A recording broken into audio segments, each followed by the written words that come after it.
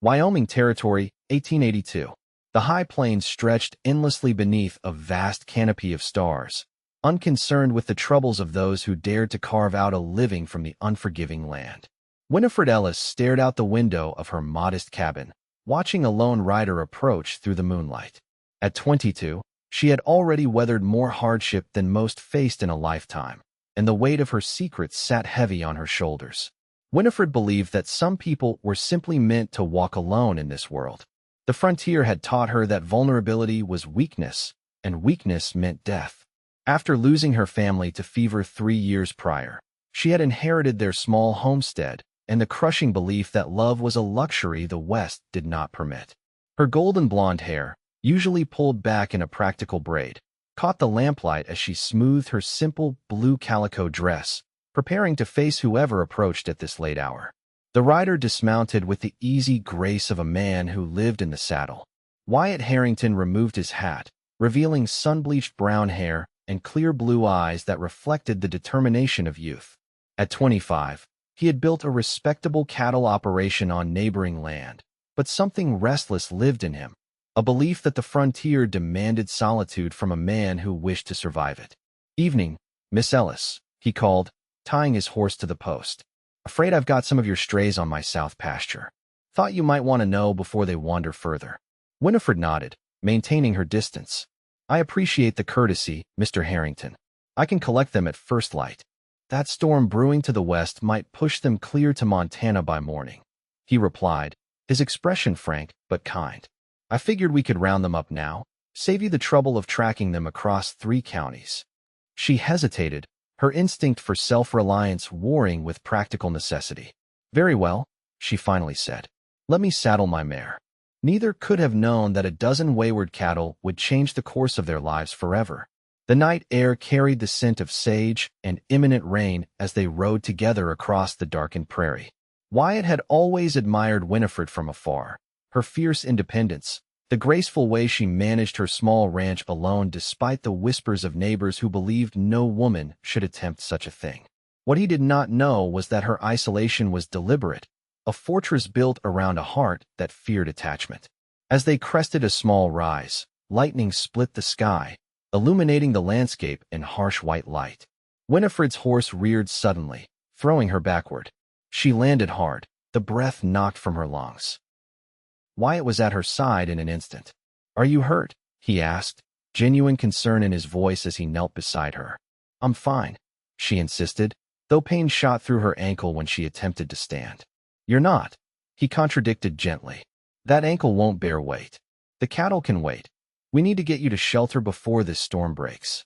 A crack of thunder punctuated his words, and fat raindrops began to fall.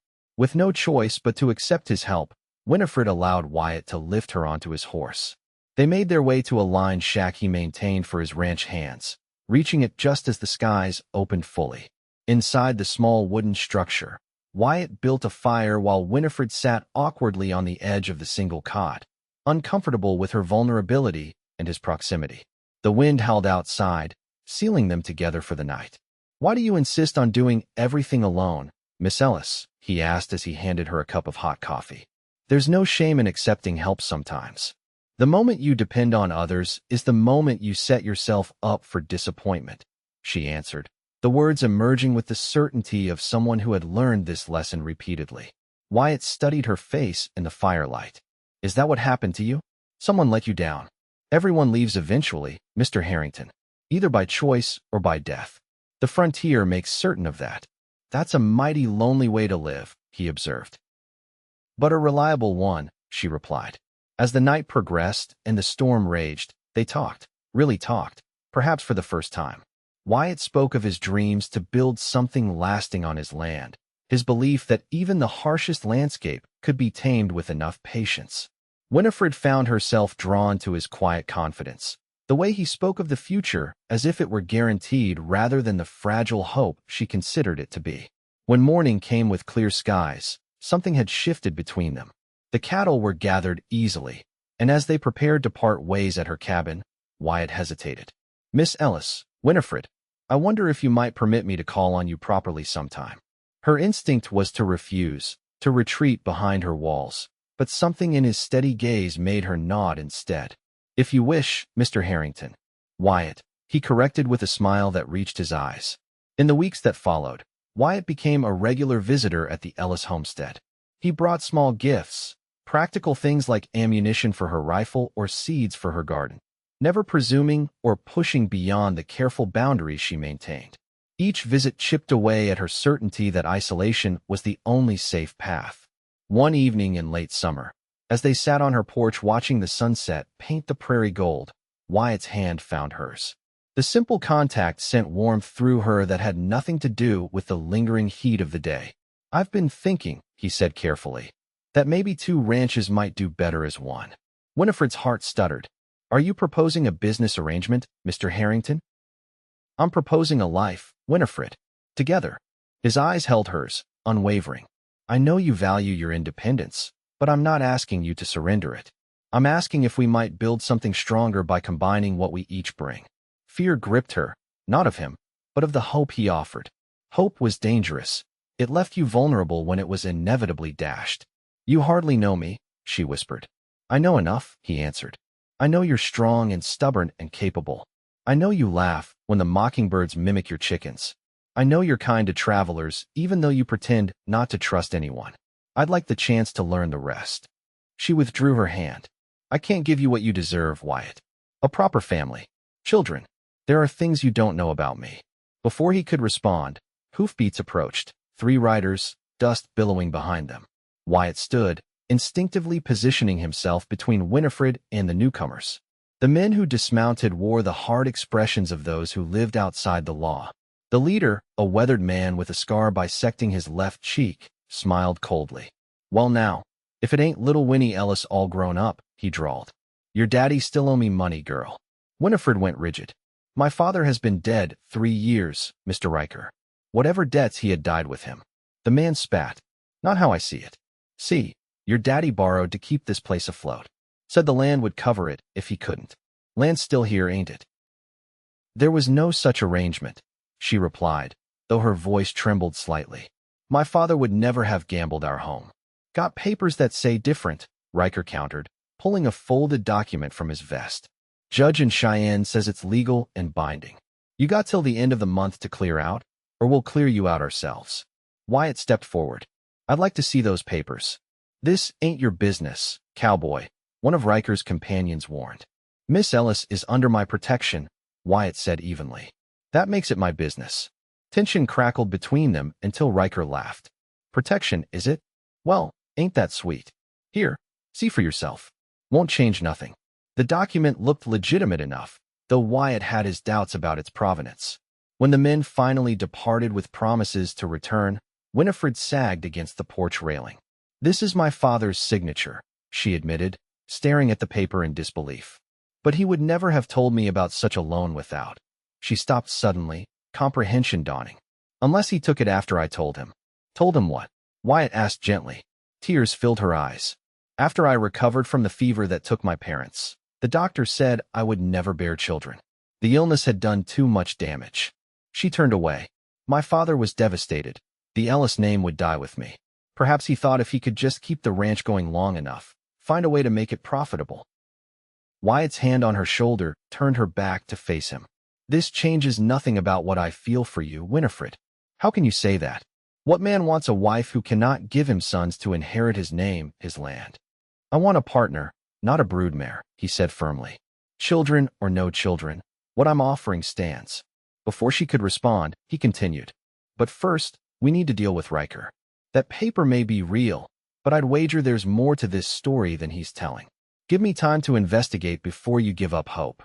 For the first time since she could remember, Winifred allowed herself to lean on someone else's strength. "Very well. But whatever we learn, my answer to your proposal remains undecided." Wyatt smiled. "That's not a no. I'll take it." The following weeks brought a flurry of activity. Wyatt rode to Cheyenne to consult with a lawyer, while Winifred searched through her father's papers for any mention of the loan. What they discovered painted a troubling picture. Thomas Ellis had indeed taken money from Riker, but the amount on the current note had been altered. More disturbing, the terms had been changed to include the land as collateral when the original agreement had been secured by cattle only. When Wyatt returned from his second trip to Cheyenne, his expression was grim. The judge who supposedly authenticated this document doesn't exist. Riker's been running this scheme across 3 territories, lending money to desperate ranchers, then forging documents to seize their property when they can't pay. So the debt is real, but the claim on my land is not, Winifred concluded. Exactly. But men like Riker don't walk away when exposed. They become dangerous. As if summoned by his words, rifle fire shattered the evening calm. A bullet splintered the doorframe inches from Winifred's head. Wyatt pulled her to the floor as more shots followed. "They're trying to scare us out," he said, reaching for his own rifle. "Stay down. This is my home," she answered, crawling to the gun cabinet. "I'll defend it beside you."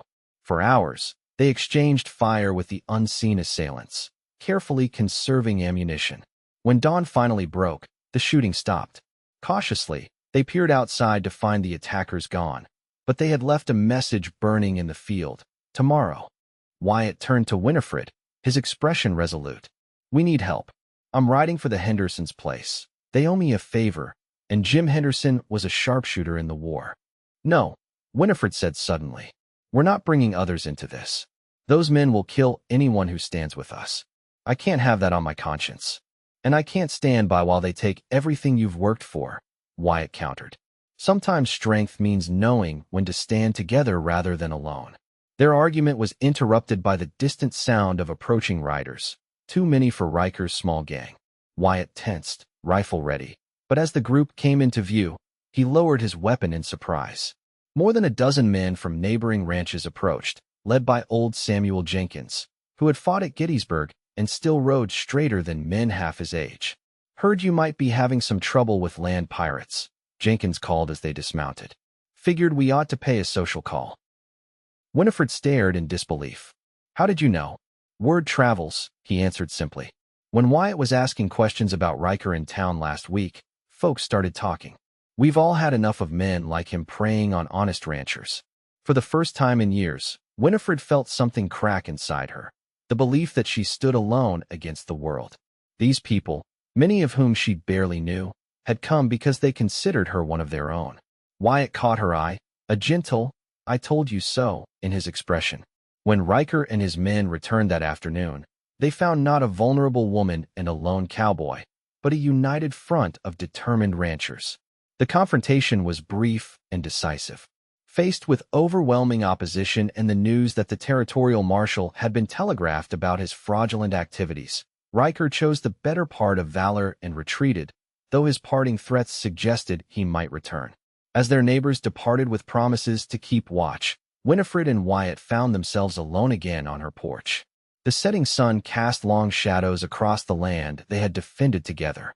"Thank you," she said softly, "for believing in me, for showing me that perhaps I was wrong about facing everything alone.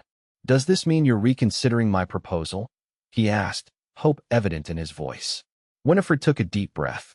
"Wyatt, you deserve to know the whole truth before you tie yourself to me." She told him then about the illness that had nearly taken her life 3 years ago, how the doctor had explained the damage to her body in clinical terms that nevertheless broke her heart, how she had retreated from the possibility of love rather than face rejection when a suitor learned she could never give him children. When she finished, tears streaked her face. "I can't give you children," she admitted, the words carrying all her fear and shame. Wyatt took her hands in his expression serious yet tender. "You've already given me your heart, Winifred. That's the only gift I've ever asked for. But your legacy isn't just about blood," he interrupted gently. "It's about what we build, what we leave better than we found it. This land, these ranches united, that's a legacy too. And there are children out there who need homes, just as there are young men who need mentors to learn ranching. Family comes in many forms on the frontier." He reached into his pocket and withdrew a simple gold band. "I've been carrying this since that night in the line shack when I realized I never wanted to be parted from you again. Will you marry me, Winifred Ellis? Will you build a life with me that defies what either of us thought possible alone?" The last of her walls crumbled. All the reasons she had given herself for remaining isolated seemed hollow in the face of his unwavering devotion. "Yes," she whispered, and then again, stronger, "Yes." He slipped the ring onto her finger, and when he kissed her, it felt like coming home after a journey she hadn't known she was making. They married 2 weeks later in the small church in town, surrounded by the same neighbors who had stood with them against Riker. Winifred wore her mother's wedding dress, altered and adorned with fresh wildflowers. Wyatt could scarcely take his eyes from her as she walked toward him, golden hair loose and crowned with a wreath of prairie blossoms. The territorial marshal arrived the day after their wedding with news that Riker had been apprehended trying to run the same scheme in Colorado. With that shadow lifted, they turned their attention to joining their properties and building their future. 5 years later, the Harrington Ranch had become one of the most prosperous in the territory. The house they built stood proudly between their original properties, large enough to accommodate not only them, but also the 3 orphan children they had adopted after the influenza outbreak of 1885. 10-year-old James, 8-year-old Sarah, and 5-year-old Thomas brought laughter and chaos to a home built on love rather than obligation. On their 5th anniversary, Wyatt and Winifred sat on the porch of their home, watching their children chase fireflies in the gathering dusk. His arm around her shoulders, Wyatt pressed a kiss to her temple. "Regretting your decision yet?" he teased. Winifred smiled, leaning into his embrace. "Which one? Marrying you or adopting 3 wild creatures who never seem to run out of energy?" "Either. Both." She turned to face him, the love in her eyes undimmed by the years and challenges they had weathered together. "Not for a single moment. You taught me that strength isn't about standing alone. It's about being brave enough to let others in, to build something together that neither could create alone." "You taught me the same," he replied. "Every day, I thank God that those cattle strayed onto my land that night." As darkness settled over the prairie they had tamed together, Winifred reflected on how completely her understanding of love and belonging had transformed. The frontier was still harsh, still demanded everything they had to give, but faced together, with a community around them and children to raise, its challenges no longer threatened to overwhelm. She had found her home not in isolation, but in the heart of the man beside her and the family they had created against all odds. The Ellis Harrington legacy would continue, not through bloodlines but through lives touched and land nurtured, a different kind of immortality than she had once mourned losing, but perhaps a more meaningful one after all.